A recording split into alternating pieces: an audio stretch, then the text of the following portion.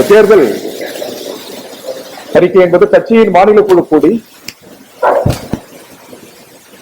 இந்திய கம்யூனிஸ்ட் கட்சியின் நூற்றாண்டு கால வரலாற்று செறிவுகளை உள்ளடக்கி தமிழகத்தின் தனித்தன்மைகளை உள்ளடக்கி அடுத்த 5 ஆண்டுகளுக்கு தமிழக அரசை ஒன்றிய அரசை வலியுறுத்துகிற மிக சிறந்த பல்வேறு கோரிக்கைகளை திட்டங்களை முன்மொழிந்தபடி இந்த அறிக்கையை நாங்கள் வெளியிடுகிறோம். ஏறத்தாழ ஒரு மாதத்திற்கு மேல் பல்வேறு தரவுகளை திரட்டி பல்வேறு அரசியல் கட்சிகளின் தேர்தல் அறிக்கைகளை இந்த அறிக்கை வெளியிடப்படுகிறது.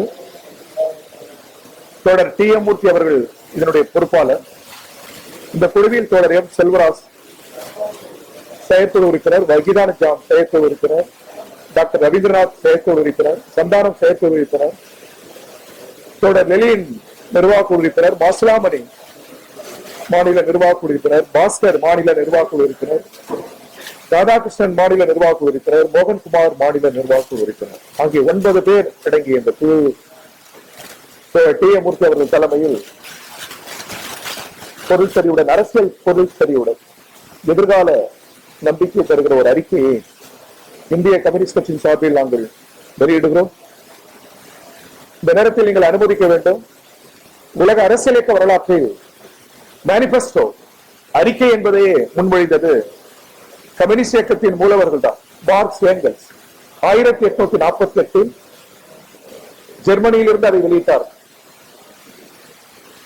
கருத்தால் கரத்தால் உழைக்கிற உலக நாடுகளின் தொழிலாளர்களை ஒன்று கூடுங்கள், நீங்கள் இழக்கிருப்பது அடிமை சங்கிலி, அடைய இருப்பது ஒரு பொன்னுலகம் என்று உலகத்தின் முதல் அரசியல் அறிக்கை பிறந்தது.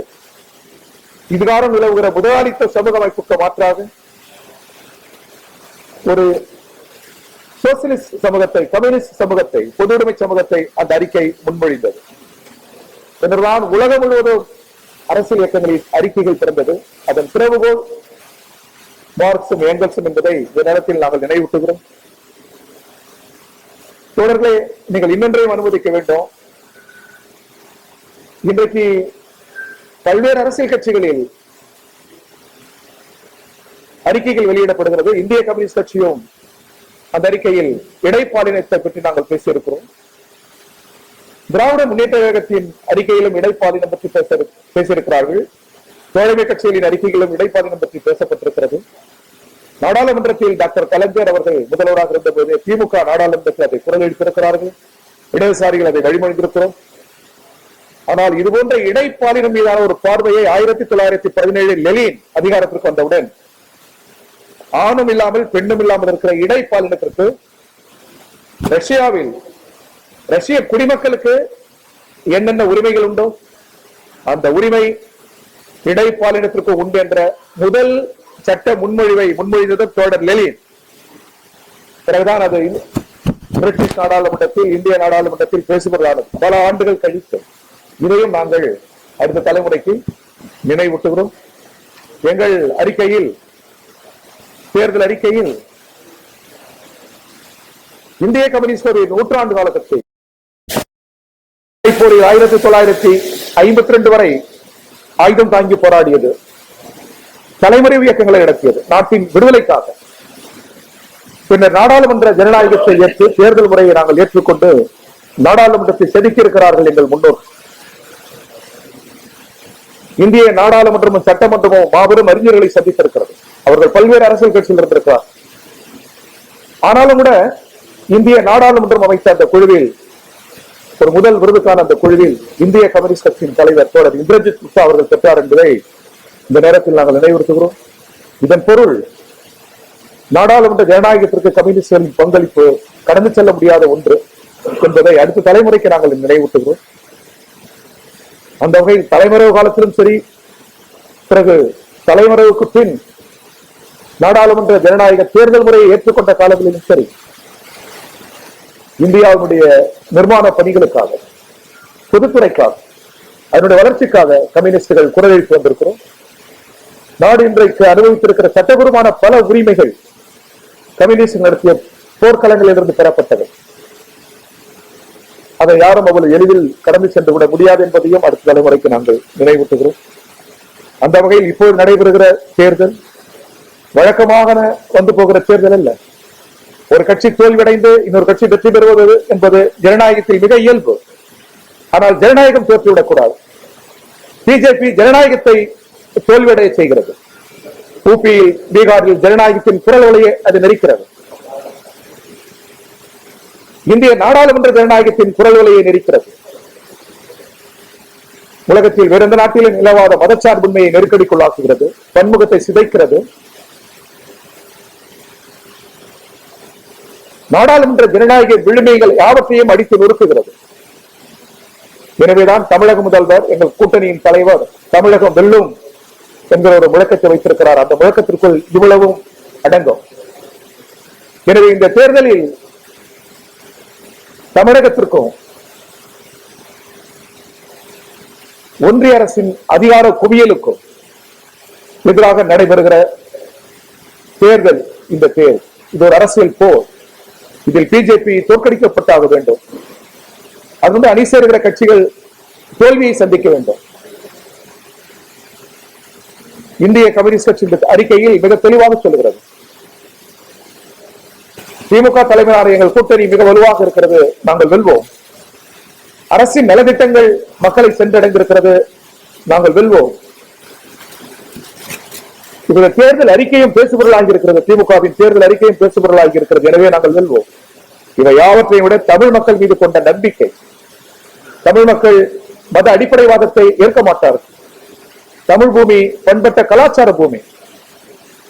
இங்கே ஆலய வழிபாட்டிற்கு இடம் இருக்கிறது, மத வழிபாடுகளுக்கு இடம் இருக்கிறது.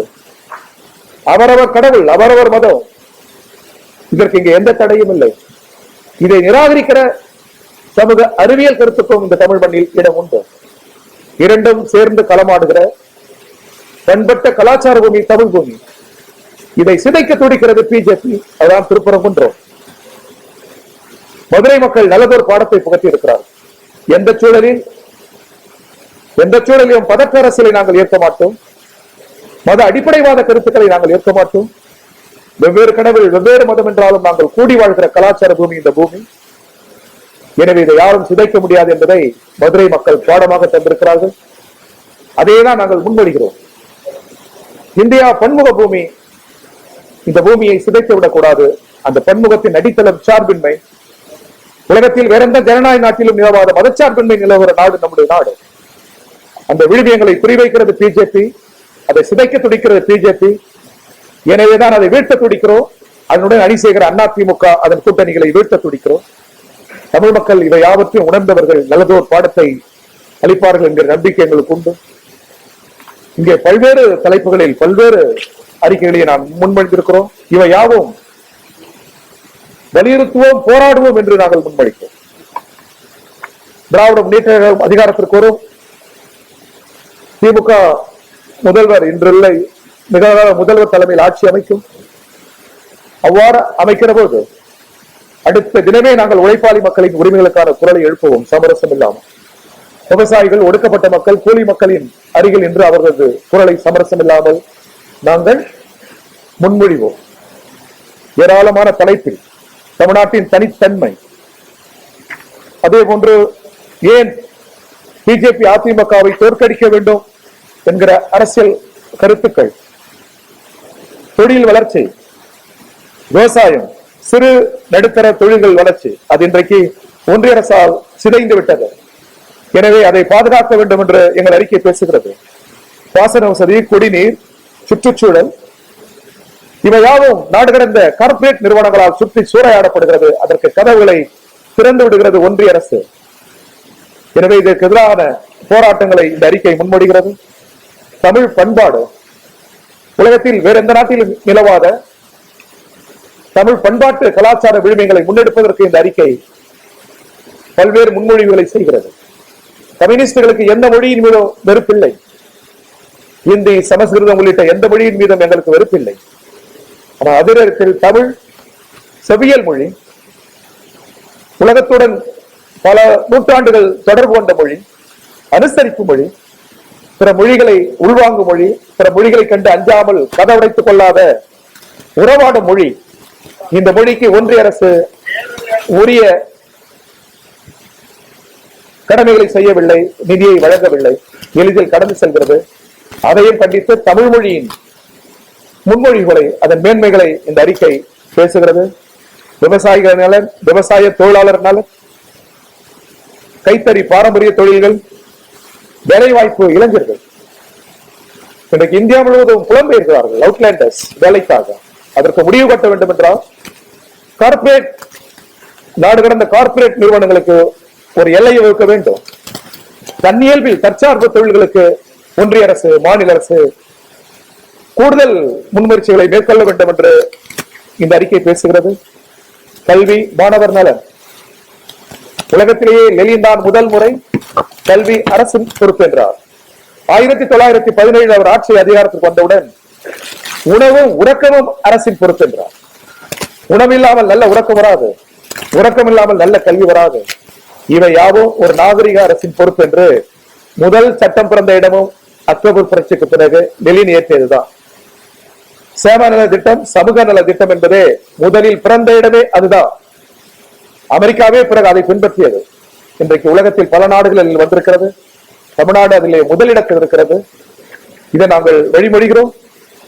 மாதர் நலன், குழந்தைகள் நலன், ஒடுக்கப்பட்ட சமூக மக்களின் நலன், அலைகுடிகள், பழங்குடிகளின் நலனை நாம் கடந்து சென்று விட முடியாது. இவை யாவும் நிறைவேறி விட்டதாக நாம் சொல்ல முடியாது. அவர்களின் வளவாழ்வுக்காக இந்திய கம்யூனிஸ்ட் கட்சி தொடர்ந்து போராடும். பத்திரிகையாளர்கள், நாடாளுமன்ற ஜனநாயகத்தில் பத்திரிகைகளும் ஊடகங்களும் மறுக்கவனாத தூண்கள். ஜனநாயகம் அவர்களால் தான் செழுமைப்படுகிறது. அதை அடுத்தடுத்து வளர்த்தெடுப்பவர்கள் அவர்கள். எனவே அவர்கள் கோரிக்கை என்பது கரத்தால் உழைக்கிற மக்களின் கோரிக்கை. அந்த கோரிக்கையை நாங்கள் முன்மொழிகிறோம், அதை நாங்கள் வழிமொழிகிறோம். அரசுக்கு அதை தொடர்ந்து நாங்கள் அதை வலியுறுத்துவோம். மது, போதை மீட்பு மையங்கள், ஒரு அறிவியல் பூர்வமான விழிப்புணர்வு கலாச்சார பிரச்சாரங்கள் தேவை என்று அறிக்கை முன்மொழிகிறது. போதை பழக்கம் ஏதும் இல்லாத ஒரு கலாச்சார பூமியை நாங்கள் விரும்புகிறோம். ஊழல் தடுப்பு, அதே போன்று கொடுங்கோன்மை தடுப்பு சட்டங்கள், இந்திய குடியுரிமை சட்டங்கள், சிறுபான்மையினர் நலன்கள், வெளிப்படையான நிர்வாகம், உள்ளாட்சி நிர்வாகம், வீட்டு வாடகை, ஆவண மோசடி, குடியிருப்பு மனை நிலை வரப்பட்டா என்று பல்வேறு வகையில் நாங்கள் இதை முன்மொழிகிறோம். பெண்கள் குறித்து, அவர்கள் மீது நடத்தப்படுகிற தாக்குதல், வன்கொடுமைகள் குறித்து அறிக்கை பேசுகிறது. பெண்ணுக்கான அதிகார பரவல், பெண்ணுக்கான உயர்ந்த இடங்கள் என்பது கம்யூனிஸ்டுகள் எப்பொழுதுமே முன்மொழிந்து வருவது. எனவே கம்யூனிஸ்டுகளை பொறுத்தவரை பெண்கள் மீதான அடக்குமுறை ஏதும் இல்லாத, அநீதிகள் ஏதும் இல்லாத ஒரு புதிய சமூகத்திற்காக நாங்கள் துடிக்கிறோம். பெண் ஆணுக்கு நிகர் இந்த முதலாளி சமூக அமைப்பில் பெண் மீது நடத்தப்படுகிற சகல விதமான தாக்குதலையும் நாங்கள் எதிர்க்கிறோம், கண்டிக்கிறோம். பெண் விடுதலை தான் சமூகத்தின் முழு நிறை விடுதலை என்பதை லெனின் முன்மொழிந்தார். அதை நாங்கள் வழிபடுகிறோம். அதே போன்ற தேர்தல் சீர்திருத்தம் இன்றுள்ள சூழலில் ஜாதி, மதம், மொழி, இனம் என ஜனநாயகத்துக்கு புறம்பான கருத்தியல்கள், காரணிகள் முன்வைக்கப்படுகிறது. இது ஏதுமில்லாமல் தேர்தல் சீர்திருத்தம், இந்திரஜித் குப்தா முன்மொழிந்திருக்கிற தேர்தல் சீர்திருத்தம் தான் நாடாளுமன்ற ஜனநாயகத்தை தழைக்க செய்யும்.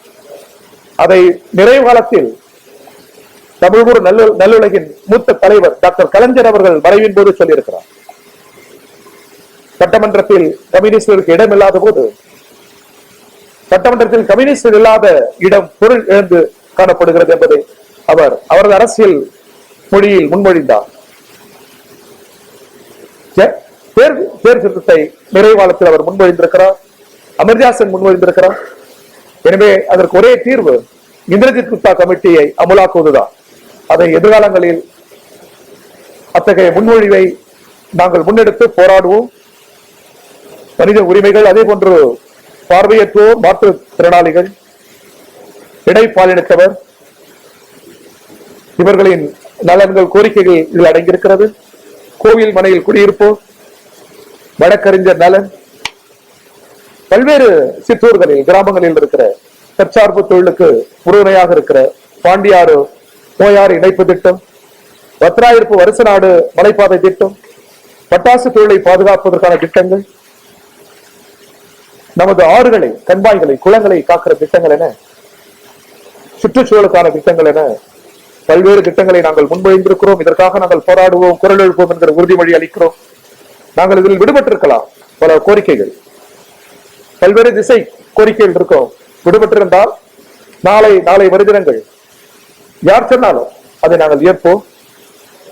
அதை திருத்தி மீண்டும் அதை முன்மொழிவோம். விரைவாக தமிழகம் இந்த தேர்தலில் வெற்றி பெற்றாக வேண்டும்.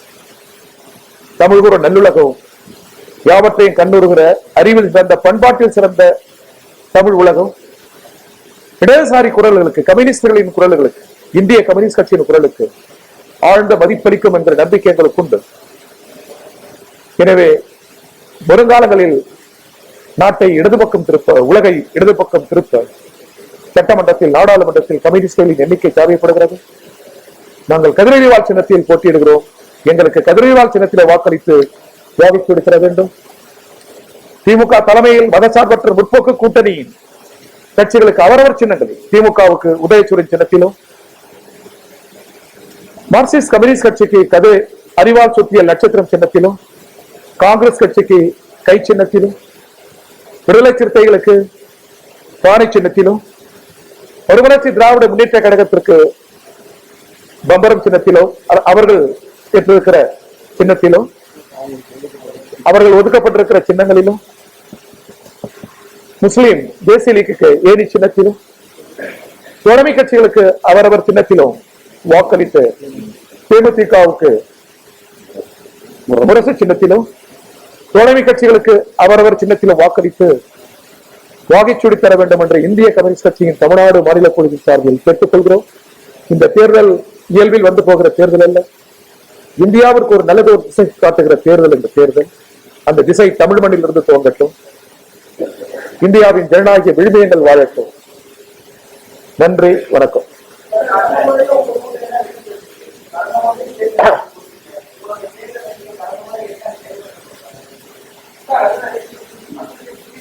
இல்ல அவர் சொல்லிட்டு இருப்போம்.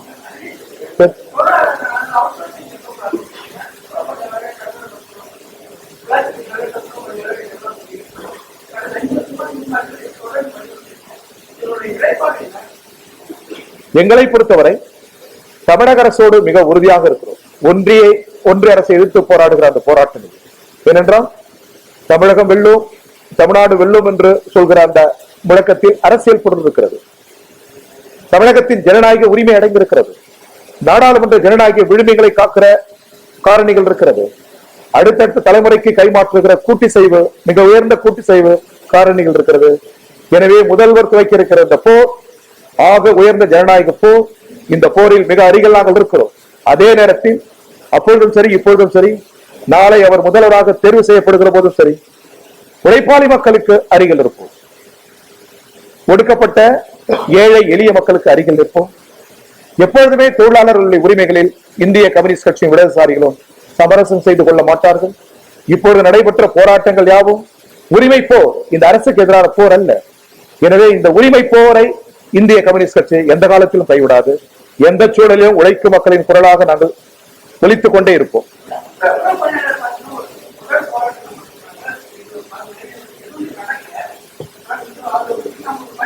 துப்புரவு போராட்டத்தை நடத்தியது ஒரு நிமிஷம். பல்வேறு கோரிக்கைகள் நிறைவேற்றப்பட்டிருக்கிறது. அது வெற்றி அடைந்திருக்கிறதாக தலைமை தாங்கி நடத்திய தொழிற்சங்க தலைவர்களே அதை முன்மொழிந்திருக்கிறார்கள். அங்கே அந்த போராட்டத்தை முன்னெடுத்ததும் ஒரு செங்கொடிதான். சென்னையில கேன்சல் பண்ணிட்டு பறவை கொண்டு வந்தாங்க. அது ஒரு வெற்றி தானே தொழிலாளர் இல்ல சார். நீங்க சொல்ல வர பொருள் எங்களுக்கு புரியுது. தமிழ்நாட்டில் 8 திசை நடைபெறுகிற போராட்டங்கள், உழைப்பாளி மக்களின் உரிமை போராட்டங்கள், ஒன்று இந்திய கம்யூனிஸ்ட் கட்சி அல்லது மார்க்சிஸ்ட் கட்சி அல்லது மார்க்சிஸ்ட் லெனினிஸ்ட் இடதுசாரிகள் தான் நடத்துகிறோம். இந்த போராட்டங்களில் எங்களுக்கு முழு உடன்பாடு உண்டு. பல கோரிக்கைகளை முதல்வர் நிறைவேற்றிருக்கிறோம். இன்னும் பல்வேறு கோரிக்கைகளுக்கு ஒன்றிய அரசு நிதி தேவைப்படுகிறது. நாளை மறுதினமே நாங்கள் இந்த உழைப்பாளி மக்களுக்கு அருகில் நின்று முதல்வர் இதை நிறைவேற்ற வேண்டும் என்று குரல் எழுப்புவோம். போதுமா? டாஸ்மாக் பணியாளர்களுடைய தொழிற்சங்கத்தின் தலைவரை இங்கு அமர்ந்திருக்கிறார். பல முறை போராடி இருக்கிறோம், பல கட்டங்கள் போராடி இருக்கிறோம். முழுமையாக கோரிக்கைகள் நிறைவேறியதாக சொல்ல முடியாது. அதான் மீண்டும் சொல்றேன், இந்த ஆட்சி மீண்டும் வரும். முதல்வராக மாண்புமிகு ஸ்டாலின் அவர்கள் முதல்வர் பொறுப்பை ஏற்பார். எடுத்த அடுத்த நாளே உழைப்பாளி மக்களின் குரலை நாங்கள் முன்னெடுப்போம். அடுத்து முதல் மாதிரி பெரிய அளவுக்குமே முக்கியமான பிரச்சனை நடக்கும்போது இப்ப நீங்க சொன்னது மாதிரி இவ்வளவு போராட்டம் நடத்தி சொல்லியுமே ஏன் தீர்வு ஏற்படல? ஏன் அதுக்கான நாற்பது பிரச்சனை எவ்வளவு நாள் நடக்குது, 40 பிரச்சனை எவ்வளவு நாள் நடக்குது உங்களுக்கு தெரியும். அப்ப 5 வருஷமா அதே போல மருத்துவ பிரச்சனை வந்து இவங்க ஒரு கட்சிக்காரர்கள் வந்து போராட்டம் நாங்கள் கூட செய்திருக்கோம் அது மாற்றத்துல. ஆனா பல போராட்டங்கள் தொடர்ந்து நடத்தி கூட 5 ஆண்டுகள் திருத்த முடியாமே நிறைய இருக்குல்ல. அப்ப எங்க தப்பு நடக்குது? ஓகே, எங்கள் மீதான விமர்சனங்களை நாங்கள் கடந்து செல்லவில்லை. கம்யூனிஸ்டுகள் மீதான விமர்சனங்களுக்கு நாங்கள் செவிமடுக்கிறோம், அதற்கு மதிப்பளிக்கிறோம். ஏற்கிறோமோ இல்லையோ அதற்கு மதிப்பளிக்கிறோம். அதை கடந்து செல்ல விரும்பவில்லை. எங்களை பொறுத்தவரை பெருங்கோபம் ஒன்றிய அரசின் மீது 100% அவர்கள் மீதுதான். அதிகாரத்தை குவித்துக் கொண்டு நாடாளுமன்ற ஜனநாயகத்தை சிதைக்கிறார்கள். உலகத்தின் தலை சிறந்த நாடாளுமன்றத்தில் கைகளை உயர்த்தி சட்டங்களை நிறைவேற்றுகிறார்கள், வெறும் வாக்கெடுப்பில் சட்டங்களை நிறைவேற்றுகிறார்கள். எல்லாவற்றுக்கும் மேலாக நாம் ஒற்றுமையாக வாழ்கிறோம் அல்லவா, இந்த ஒற்றுமையை சிதைக்கிறார்கள். அந்த கருத்தைகளை நாட்டின் பிரதமரை முன்மொழிகிறார், உள்துறை அமைச்சரை முன்மொழிகிறார். இதுதான் பேராபத்து. எனவே அந்த பெருங்கோபம் மாநில அரசின் மீது திரும்பாது. அதே நேரத்தில் மாநில அரசினுடைய உழைப்பாளி மக்களை கடந்து செல்கிற அந்த காரணிகளை எங்களால் ஏற்க முடியாது. நாங்கள் திடமாக இருக்கிறோம். நேற்று உரத்த குரல் இல்லாவிட்டாலும் நாளை மறுதினம் உரத்த குரல் எழுப்புவோம். எப்பொழுதும் உழைப்பாளி மக்களின் உரிமை போரில் கம்யூனிஸ்டுகள் சமரசத்தை மேற்கொள்ள மாட்டோம். சொல்லுங்க, அடுத்தது நீங்க இருங்க. அவங்க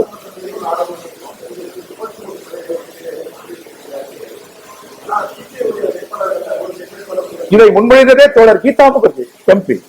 அவருக்கு அமைச்சரவை பொறுப்பு வந்த போது கூட நான் முன்மொழிந்திருக்கிற பெண்களுக்கான அந்த இடம் நிறைவேறுகிற வரை நான் எத்தகைய உயர் பொறுப்பையும் ஏற்க மாட்டேன் என்று சொன்னவரும் தோழர் கீதா முகர்ஜி. கடைசி காலத்தில் பல ஆண்டுகள் நாடாளுமன்றத்தில் இருந்தார். கடைசி காலத்தில் சொத்து ஏதும் இல்லை என்கிற கணக்கையும் கொடுத்து விடைபெற்றவர் தான் கீதா முகர்ஜி. அவர் முன்மொழிந்ததுதான் இது. இப்போது அரசியல் உரையாடலாக இருக்கிறது. நாங்கள் அதை கொள்கை அளவில் ஆதரிக்கிறோம், வரவேற்கிறோம். எப்பொழுதுமே கட்சியினுடைய தேசிய குழு, நிர்வாக குழு, செயற்குழு எல்லாவற்றிலும் பெண்கள் இருப்பார்கள். இது எங்கள் கொள்கை. லெனின் பெண்கள் இல்லாத எந்த இயக்கமும் வெற்றியடையாது என்று சொன்னவர். எனவே அந்த கொள்கை எங்களுக்கு இருக்கிறதை உயர்த்தி பிடிக்கிறோம்.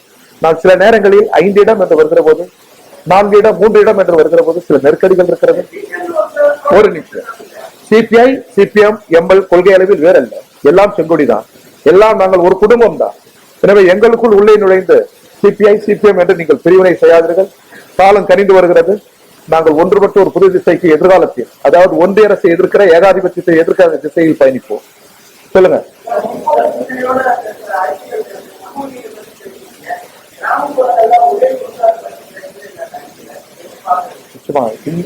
நிச்சயமாக ஒடுக்கப்பட்ட மக்கள், பழங்குடி மக்கள், ஏழை எளிய மக்களின் கோரிக்கைகளை நாங்கள் அப்படியே முன்மொழிந்ததை அப்படியே நாங்கள் வழிமொழிகிறோம். அதற்காக நாங்கள் போராடுவோம். அவ்வாறு இருக்கக்கூடாது. மானிடர் எல்லோரும் ஓர்களும் ஓர் நிறை. ஜாதியம் மதமும் அறிவியலுக்கு புறம்பானது. அதுவும் பிறப்பால் ஏற்றத்தாழ்வு என்பது கூடாது. எப்படி நாங்கள் வர்க்க பேதங்களை ஒழிக்க துடிக்கிறோமோ அது போன்ற பிறப்பால் ஏற்றத்தாழ்வுகளையும் ஒழிக்க துடிக்கிறோம். இரண்டுக்கும் இடையிலான ஒரு இயங்கியல் அணுகுமுறை தேவை என்று எங்கள் கட்சி காங்கிரஸ் தீர்மானம் நிறைவேற்றிருக்கிறது. நாங்கள் களமாடுவோம். தீண்டாமை ஒழிப்பு முன்னணி, அதே போன்று ஒடுக்கப்பட்டோர் வாடுரிமை இயக்கம், நல்லக்கண்ணு தலைமையில் பல்வேறு போராட்டங்கள் எடுத்திருக்கிறோம். அதை முன்னெடுப்போம்.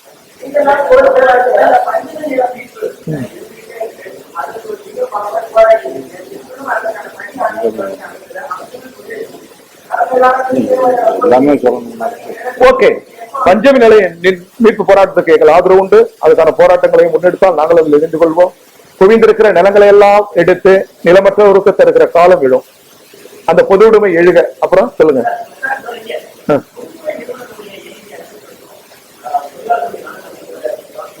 ஆமா,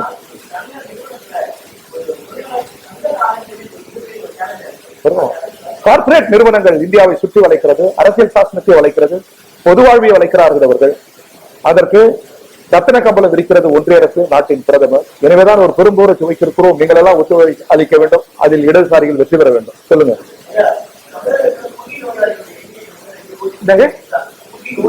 குடி போயிட்டா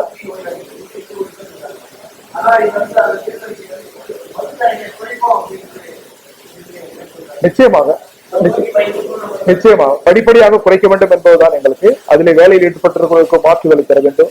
குடி நோய் என்பதை விட மனநோயும் அதிகரித்து வருகிறது. பெண்களை தாக்குகிற, பெண்களை இழிவாக பார்க்கிற மனநிலையும் அதிகரித்து வருகிறது.